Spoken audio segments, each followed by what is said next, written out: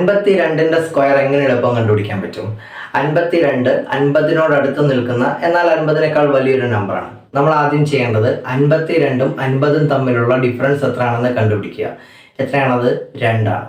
ഈ ഡിഫറൻസിനെ 25ന്റെ കൂടെ ആഡ് ചെയ്യുക. എത്ര കിട്ടും? 27 കിട്ടും. ആ 27 ഇവിടെ എഴുതുക.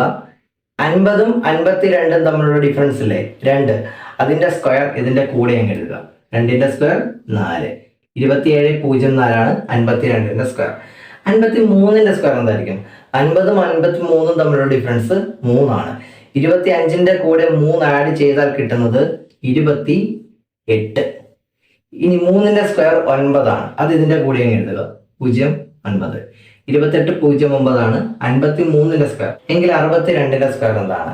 62ഉം 50ഉം തമ്മിലുള്ള ഡിഫറൻസ് 12 ആണ്. 25ന്റെ കൂടെ 12 ആഡ് ചെയ്താൽ കിട്ടുന്നത് 37 ആണ്. 37 ഇവിടെ എഴുതുക. ഇനി 12ന്റെ സ്ക്വയർ 144 ആണ്. 7ന് താഴെ 1 വരത്തക്ക രീതിയിൽ 144 എഴുതുക. ഇതങ്ങ് ആഡ് ചെയ്യുക. 38 44 ആണ് 62ന്റെ സ്ക്വയർ.